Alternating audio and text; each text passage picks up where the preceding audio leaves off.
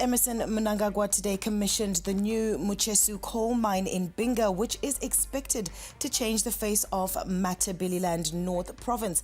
The project, which is valued at $20 million, is being undertaken by the AIM-listed junior miner Contango Holdings. This mining industry target is premised on a combination of both medium and long-term projects due to the focus and the business-friendly environment of the Second Republic. The mineral value addition and the beneficiation agenda continues to grow, the results of which have posed far-reaching impacts on the overall performance growth, modernization, industrialization, and the transformation of the lives. As you are aware, Zimbabwe is endowed with vast coal and coke resources, estimated at over 25 billion metric tons. The Lupu coalfield basin alone, has an estimated reserve of 2.6 billion tons of coal. It is 24 days before Zimbabwe decides, and the parties are doing everything in their power to win the hearts of the people on the ground. We get more from the following report.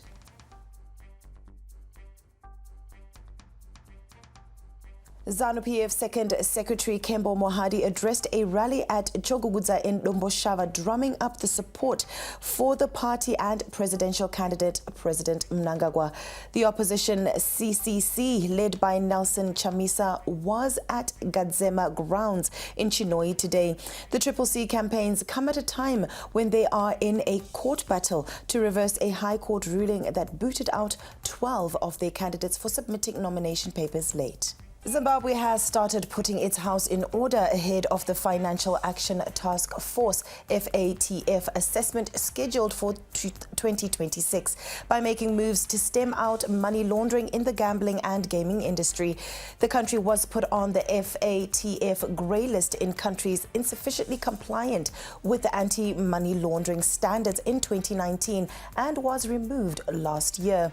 Authorities are determined never to go back on the grey list again and are capacitating operators in the gambling industry to sniff out illicit funds that pass through their operations.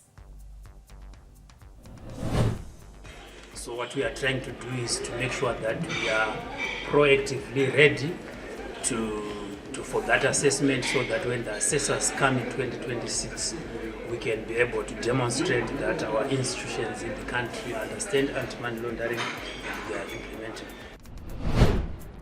Players in the gambling and gaming industries are ready to institute anti-money laundering measures, but concerns have been raised on how that may affect their income. In terms of enforcing compliance, compliance is by its very nature is quite intrusive, and some of our punters might find it a bit intrusive, or questioning to be a bit intrusive, is we would then be forced to demand some statutory documentation from them. Passports, ID documents, or indeed sources of the monies that they bring to place their bets. Because of the intrusive nature of that, we face a lot of problems.